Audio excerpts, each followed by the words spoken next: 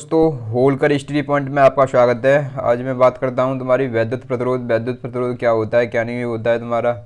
जिस किसी ने मेरा अभी चैनल सब्सक्राइब नहीं किया उसे सब्सक्राइब कर लीजिए, अपने दोस्तों के साथ शेयर अवश्य कीजिए और साथ साथ मेरी वीडियो को हमें लाइक भी कीजिए और कमेंट भी कीजिए जिससे आने वाली वीडियो तुम्हें प्राप्त हो। तो सबसे पहले मैं बात करूंगा वैद्युत प्रतिरोध की बात करूंगा, या इसे बोलते हैं इलेक्ट्रिक रेजिस्टेंस। क्या बोलते हैं, इलेक्ट्रिक रेजिस्टेंस क्या होता है तुम्हारा। जो होता है तुम्हारा कोई हमारा कंडक्टर है, क्या हमारा कोई कंडक्टर है। कंडक्टर होता है एक चालक तार बोलते हैं उसे, क्या बोलते हैं, चालक तार। जैसे मैंने कोई एक कंडक्टर बनाया, क्या बनाया, ये कंडक्टर। और इस कंडक्टर में क्या होगी, तुम्हारी वैद्युत धारा प्रभावित करनी है। हमें क्या करनी है, इसमें वैद्युत धारा प्रभावित करनी है। जब इसमें वैद्युत धारा में प्रभावित करूंगा तो इसका क्या होगा, एक रेजिस्टेंस होगा। इस प्रतिरोध का क्या होगा, एक रेजिस्टेंस। और रेजिस्टेंस क्या करेगा, जो वैद्युत धारा के मार्ग में क्या करेगा, अवरोध पैदा करेगा। क्या करेगा, तुम्हारा अवरोध पैदा करेगा। उसे ही हम बोल सकते हैं वैद्युत धारा। क्या बोल सकते हैं बच्चों, वैद्युत धारा। इतनी बात समझ में आई होगी तुम्हारी। अब इसे हम जो प्रदर्शित करते हैं, किससे करते हैं, आर से प्रदर्शित करते हैं। किससे करते हैं, आर से प्रदर्शित करते हैं। और नेक्स्ट जैसे मैं बात करूं तो इसका फॉर्मूला बनता है तुम्हारा वैद्युत प्रतिरोध आर बराबर बनता है वी बट्टे आई। क्या बनता है, वैद्युत प्रतिरोध आर बराबर बनेगा तुम्हारा वी बट्टे आई, जहां वी क्या है, इसमें वोल्टेज है और आई क्या है, इसमें धारा है। इतनी बात समझ में आई होगी तुम्हारे। और जो वैद्युत प्रतिरोध का जो मात्रक बनता है तुम्हारा, बोलते हैं वोल्ट प्रति एम्पियर अथवा क्या बोल सकते हैं, ओम बोल सकते हैं। क्या बोल सकते हैं बच्चों, वोल्ट एम्पियर अथवा ओम। और इसे जो वैद्युत प्रतिरोध है, इसमें जो ओम का जो प्रतीक है, इसमें किसका है, ये देखो ये चिन्ह दिया है, किसका प्रतीक दिया है इसमें, इसी के अंतर्गत क्या दिया है, ये ओम का चिन्ह दिया है। किसका दिया है तुम्हारा, ओम का जो चिन्ह दिया है तुम्हारा। ये ग्रीक भाषा में ओमेगा बोलते हैं इसे। क्या बोलते हैं, ग्रीक भाषा में ओमेगा है। क्या है तुम्हारा, ग्रीक भाषा में से क्या बोलते हैं, ओमेगा है। अब इसकी जो डेफिनेशन बनानी है मुझे, क्या बनानी है, इसकी एक डेफिनेशन बनानी है, ओम की परिभाषा। क्या बनानी है मुझे, ओम की परिभाषा। तो ओम की परिभाषा कैसे बनती है, जैसे जैसे मैंने देखो इसमें आर बराबर वी बट्टे आई, इसका अथवा इसका ओम बोल सकते हैं, चाहे ओम की हमें परिभाषा डेफिनेशन बनानी होगी। तो हमें इसी फॉर्मूले में वैद्युत प्रतिरोध आर बराबर वी बट्टे आई, तो हमने सबसे पहले वी बराबर कितना मान लिया, मैंने 1 वोल्ट मान लिया। और आई बराबर कितना, 1 एम्पियर। और आर बराबर कितना मान लिया, 1 ओम मान लिया। कितना मान लिया, 1 ओम। इतनी बात समझ में आई होगी।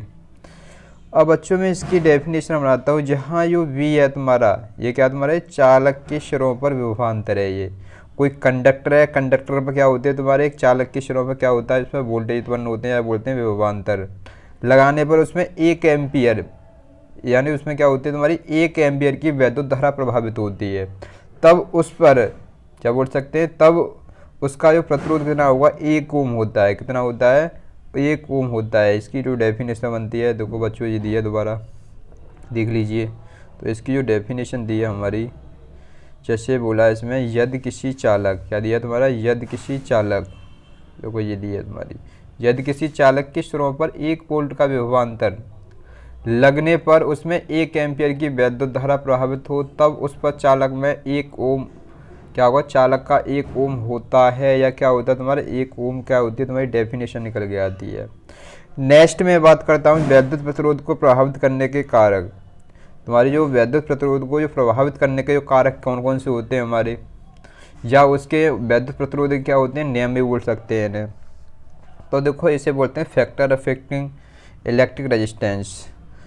तो इसमें किसी चालक का वैद्युत प्रतिरोध निम्न कारकों पर निर्भर करता है। जो वैद्युत प्रतिरोध होता है तुम्हारा निम्न कारकों पर निर्भर करता है। तो देखो कौन कौन से कारकों पर निर्भर करेगा।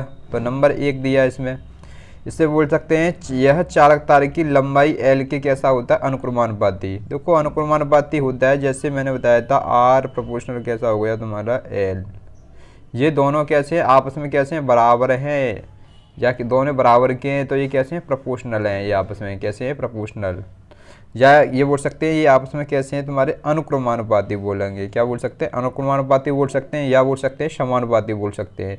इसी बात को मैं बोल सकता हूँ आर प्रोपोर्शनल। जैसे देखा होगा कोई तराजू हमारा, और तराजू में एक तरफ क्या है तुम्हारी 1 किलोग्राम चीनी रखी है, एक तरफ 1 किलोग्राम का क्या रखा है तुम्हारा, वाट रखा है। तो ऐसी कंडीशन में दोनों को मैं देखना है, तो ऐसी कंडीशन में क्या होगा, तूल कैसी होगी हमारी, बराबर होगी। कैसी होगी, बराबर। ऐसी कंडीशन को हम बोलते हैं समानुपाती, है दोनों तरफ समान वेट है तुम्हारा। या हम बोल सकते हैं ऐसी कंडीशन को अनुक्रमानुपाती। इतनी बात समझ में आई होगी बच्चों। अब देखो नंबर 2 में दिया है, जो डिपेंड करता है, जो तुम्हारा प्रतिरोध है किस पर और डिपेंड करता है तुम्हारा, चालक तार के अनुप्रस्थ काट के क्षेत्रफल एक के व्युत्क्रमानुपाती होता है।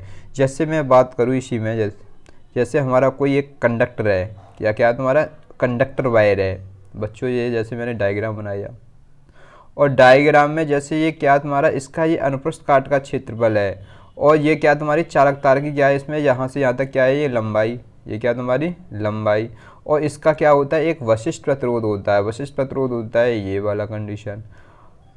तो ये पूरा इसमें एक जैसे एक रेजिस्टेंस होता है, वो क्या करता है मैंने बताया था विद्युत धारा के मार्ग में क्या करता है अवरोध उत्पन्न करता है, तो इसका भी क्या होगा एक रेजिस्टेंस होगा, क्या होगा ये रेजिस्टेंस होगा इस बारे का। अब जैसे जैसे इसमें मैं धारा आई प्रभावित करता हूँ तो क्या करता है रेजिस्टेंस धारा के मार्ग में क्या करता है बाधा उत्पन्न कर देता है या रुकावट पैदा करता है, उसी को ही हम बोल सकते हैं प्रतिरोध बोल देते हैं। ऐसे ही तुम्हारे इसमें अनुप्रस्थ काट का क्षेत्रफल ये ए दिया है तुम्हारा, या इसे बोल सकते हैं हम क्रॉस सेक्शन एरिया, क्या बोल सकते हैं इसे क्रॉस सेक्शन एरिया, और ये लंबाई यानी क्रॉस सेक्शन एरिया जो रेजिस्टेंस होता है वो कैसा होता है व्युत्क्रमानुपाती होता है, और लंबाई कैसा होता है समानुपाती होता है। इतनी बात समझ में आई होगी तुम्हारी। और चालक में मुक्त इलेक्ट्रॉन घनत्व n के कैसा होता है व्युत्क्रमानुपाती होता है। जो इसमें चालक के अंदर जैसे तुम्हारा वैद्युत चालक में क्या होते हैं मुक्त इलेक्ट्रॉन होते हैं, इसमें क्या होते हैं तुम्हारे मुक्त इलेक्ट्रॉन, इसमें क्या होते हैं तुम्हारे मुक्त इलेक्ट्रॉन, मैं प्रदर्शित कर दूँ इसमें। तो इसमें मुक्त इलेक्ट्रॉन में कैसा होता है तुम्हारा ये कैसा हो मुक्त इलेक्ट्रॉन के घनत्व n के कैसा होता है व्युत्क्रमानुपाती होता है, कैसा होता है। तो इस प्रकार हम बोल सकते हैं R प्रोपोर्शनल 1/n। इसको हम किससे प्रदर्शित कर सकते हैं n से प्रदर्शित कर लेते हैं तुम्हारी। अब देखो नेक्स्ट जैसे मैं बात करूँ इसी में मैंने बताया था तुम्हें नंबर 2, तो देखो नंबर 1 समझ में आएगा ये क्या तुम्हारे रेजिस्टेंस के कैसा होता है समानुपाती होता है, और अनुप्रस्थ काट के क्षेत्रफल का कैसा होता है व्युत्क्रमानुपाती होता है, यानी चालक तार का अनुप्रस्थ काट के क्षेत्रफल के कैसा होता है व्युत्क्रमानुपाती होता है, अर्थात बोल सकते हैं R प्रोपोर्शनल क्या बोल सकते हैं 1/a। इतनी बात समझ में आई होगी तुम्हारे। नंबर 3 की बात करता हूँ, नंबर 3 दिया है इसमें चालक तार, या बोल सकते हैं यह चालक में मुक्त इलेक्ट्रॉन के घनत्व, यानी इसमें चालक के अंदर क्या है मुक्त इलेक्ट्रॉन के घनत्व n के कैसा होता है व्युत्क्रमानुपाती होता है, या बोल सकते हैं R प्रोपोर्शनल क्या बोल सकते हैं 1/, क्या बोल सकते हैं n, क्या बोल सकते हैं 1/n। इसमें n है तुम्हारे चालक में मुक्त इलेक्ट्रॉन घनत्व है, इसमें n क्या है चालक में मुक्त इलेक्ट्रॉन घनत्व कैसा होता है व्युत्क्रमानुपाती। जैसे जैसे हमारा रेजिस्टेंस बढ़ेगा और चालक में मुक्त घनत्व जो बोल सकते हैं चालक में मुक्त इलेक्ट्रॉन के घनत्व में वो कैसे हो जाएंगे तुम्हारे कम हो जाएंगे, जैसे देखो ये इंक्रीज होने पर ये कैसा होगा तुम्हारे डिक्रीज हो जाएगा। बात समझ में आई ऐसी कंडीशन में। और नेक्स्ट नंबर 4 की बात करता हूँ, नंबर 4 दिया है तुम्हारा यह इलेक्ट्रॉनों का शांति काल, जो इलेक्ट्रॉनों का शांति काल टाउ के व्युत्क्रमानुपाती होता है। ये क्या हो इसमें शांति काल दिया है, इसमें जहाँ शांति काल दिया है इसमें टाउ दिया है ये। इतनी बात समझ में आई हुई तुम्हारी। ऐसे कैसा होता है इसका क्या होता है व्युत्क्रमानुपाती, जैसे जैसे रेजिस्टेंस बढ़ेगा तो इसमें जो शांति काल कैसा होगा घटेगा, और शांति काल जैसे जैसे बढ़ेगा इलेक्ट्रॉनों का शांति काल क्या होगा तुम्हारा इंक्रीज होगा, तो इसमें रेजिस्टेंस की वैल्यू कैसे हो जाएगी घट जाएगी। और मैंने बताया था ये कंडीशन होती है तुम्हारी चालक तार के नियम, या बोल सकते हैं ओम्स के नियम, जिसके तुम्हारे ओम्स के नियम तुम्हारे, या बोल सकते हैं वैद्युत प्रतिरोध को प्रभावित करने के कारक। अब देखो इसी में जैसे अब देखना मुझे इसमें क्या है मुक्त इलेक्ट्रॉनों का शांति काल क्या दिया है तुम्हारा टाउ दिया है, इसमें मुक्त इलेक्ट्रॉनों का जो शांति काल क्या दिया है इसमें टाउ दिया है। देखो टाउ से प्रदर्शित चालक में ताप कितना दिया है टेम्परेचर T दिया है पर निर्भर करता है। इसमें जो होता है चालक तार का जो प्रतिरोध होता है टेम्परेचर के हम बोल सकते हैं इसे बोल सकते हैं समानुपाती, क्या बोल सकते हैं टेम्परेचर के समानुपाती बोल सकते हैं। तथा ताप बढ़ने पर जो ताप बढ़ेगा तुम्हारा ऐसी कंडीशन में जिसका टाउ का मान कैसा होता है घट जाता है, कैसा होता है घट जाता है। तो बोल सकते हैं टी प्रोपोर्शनल, ऐसी तो बोल सकते हैं टी प्रोपोर्शनल 1/, क्या बोल सकते हैं टाउ। और टाउ क्या है इसमें जो शांति काल दिया है इसमें इलेक्ट्रॉनों का शांति काल, और इलेक्ट्रॉनों का जो शांति काल टी दिया है इसे मुझे घटाना है। तो ऐसी कंडीशन में जो टी दिया है तुम्हारा टी कैसा होगा टेम्परेचर में प्रदर्शित कर रहा हूँ, ये टेम्परेचर है डिग्री सेल्सियस में, ये कैसा हो जाएगा तुम्हारा बढ़ जाएगा, कैसा हो जाएगा तुम्हारा इंक्रीज हो जाएगा। तो देखो ऐसी कंडीशन में देखो सीधे भाषा दी है तुम्हारी इसी में क्वेश्चन में, तो बोल सकते हैं इसे तथा ताप बढ़ने पर टाउ का मान घट जाता है जिसके फलस्वरूप वैद्युत प्रतिरोध R का मान बढ़ जाता है। हमें पता है यदि हमारा टेम्परेचर बढ़ेगा तो हमारा रेजिस्टेंस भी कैसा होगा, इंक्रीज होगा। तो हम बोल सकते हैं जो रेजिस्टेंस है तुम्हारा ये किसके प्रोपोर्शनल हो सकता है, तुम्हारे डिग्री सेल्सियस यानी किसके हो सकता है, टेम्परेचर के। इतनी बात बच्चों समझ में आई होगी आपके। और बच्चों जो मैं बता रहा हूँ उसे हमें साथ साथ एक रफ कॉपी के माध्यम से नोट्स ज़रूर बनाने हैं तुम्हें, जिससे तुम्हें जितनी बार तुम्हें उसे देखोगे, जैसे मैं जो लिखा हुआ है यानी जो बता रहा हूँ, और नहीं समझ में आए तो मेरे साथ तुरंत कमेंट कीजिए, और वीडियो अच्छी लगे तो अपने दोस्तों के साथ शेयर अवश्य कीजिए। अब देखिए मैं आगे बात करता हूँ, इसमें समीकरण 1, सेकंड, थर्ड, फोर्थ के नियमों को मिलाना है मुझे। जो भी मैंने बच्चों अभी मैंने समीकरण दे दिए थे तुम्हारे, इसे मैंने जैसे ये दिया समीकरण नंबर 1 मान लिया मैंने, देखो ये दिया तुम्हारा इक्वेशन 1 2 3 दिया, इससे पहले भी दिया था 4 दिया था। तो ये तुम्हारा इससे नीचे दिया तुम्हारा शांतिकाल टाउ के कैसा व्युत्क्रमानुपाती वो कैसा था, 4th नियम था। तो इन चारों नियम या बोल सकते हैं इन चारों समीकरणों को क्या करना है, मुझे सॉल्यूशन करना होगा। तो इन चारों समीकरणों से जो निष्कर्ष निकल के आएगा, क्या निकल के आएगा बच्चों, तो इसमें देखो बात करूँगा इसी की बात कर रहा था, नियमों को हमें मिलाना है। तो ऐसी कंडीशन में हमें चारों नियमों को मिला दें तो हमें फॉर्मूला निकलेगा तुम्हारा किसी चालक तार का वैद्युत प्रतिरोध आर एम एल बट्टे क्या तुम्हारा ए एन ई स्क्वायर बट्टे टाउ पर क्या करेगा, ये एक फॉर्मूला निकल के आएगा इसके माध्यम से। इतनी बात समझ में आई होगी, यानी ये जितने भी चारों नियम दिए इनको एक साथ मिलाकर एक डेफिनेशन या एक फॉर्मूला निकल के आता है तुम्हारा चालक का वैद्युत प्रतिरोध आर निकल के आता है। क्या निकल के आता है, चालक का वैद्युत प्रतिरोध आर। और देखो और ओम्स लॉ जो तुम्हारे ओम के नियम से निकल के आता है हमारा, क्या निकल के आता है, आर बराबर निकल के आता है एक फॉर्मूला रो एल बट्टे क्या निकल के आता है, ए आता है। ये भी फॉर्मूला इसी के आधार पर ही बना है जो दिया तुम्हारा किसी चालक में वैद्युत प्रतिरोध। ठीक है, इतनी बात समझ में आई होगी। यहाँ पर टाउ तो शांति काल है इलेक्ट्रॉनों का, एन इसमें इलेक्ट्रॉनों की संख्या है इसमें, और एल तो लंबाई है चालक की, ये क्या है इसका अनुप्रस्थ काट का क्षेत्रफल। तो देखो इसी में जैसे मैं बात करता हूँ, अब बच्चों में बात करता हूँ वैद्युत चालकता क्या होती है। वैद्युत चालकता तो इसे बोल सकते हैं इलेक्ट्रिक कंडक्टिविटी, क्या बोल सकते हैं इसे, इलेक्ट्रिक कंडक्टिविटी होती है तुम्हारी, इसे बोलते हैं वैद्युत चालकता। अब देखो वैद्युत चालकता क्या होती है, ये क्या होती है, वैद्युत प्रतिरोध के व्युत्क्रम को ही हम बोल सकते हैं वैद्युत चालकता। कैसे, इसे हम जी से प्रदर्शित करते हैं। किसे करते हैं, ये तुम्हारी जो चालकता होती है वैद्युत धारा में क्या करती है, इंक्रीज करती है। वैद्युत धारा के बीच में बाधा नहीं उत्पन्न करती है। जो तुम्हारा प्रतिरोध होता है वो तो बाधा उत्पन्न करता था वैद्युत धारा के, और ये क्या करता है तुम्हारा जो वैद्युत धारा को इंक्रीज करने का काम करता है, यानी बढ़ाने का काम करता है। या बोल सकते हैं वैद्युत चालकता होती है वो क्या होता है, प्रतिरोध के कैसा होता है, व्युत्क्रम होता है। कैसा होता है, व्युत्क्रमण होता है। इसे हम किससे करते हैं, जी से प्रदर्शित करते हैं बच्चों। किससे करते हैं, जी से प्रदर्शित करते हैं। तो इसकी जो डेफिनेशन देखो बच्चों इसमें दी है, इसमें तो क्या दिया, इसमें वैद्युत प्रतिरोध के व्युत्क्रम को वैद्युत चालकता कहते हैं। इसे हम जी से प्रदर्शित करते हैं। और वैद्युत चालकता जी बराबर होता है 1/r, या बोल सकते हैं 1/प्रतिरोध। क्या बोल सकते हैं, 1/प्रतिरोध। अब देखो इसमें वैद्युत चालकता का जो मात्रक है, ये क्या इसमें वैद्युत चालकता का जो मात्रक है, तो जैसे हमारा प्रतिरोध का मात्रक क्या होता है, ओम, तो यह हम बोल सकते हैं 1/, क्या बोल सकते हैं, ओम। ओम को मैं नीचे से ऊपर लेके आता हूँ तो क्या बन जाएगा, ओम इनवर्स। या इसी बात को, ओम का उल्टी बात को हम बोल सकते हैं, क्या बोल सकते हैं, मोह। क्या बोल सकते हैं, मोह, अथवा क्या बोल सकते हैं, शाइमन बोलते हैं। क्या बोलते हैं, शाइमन।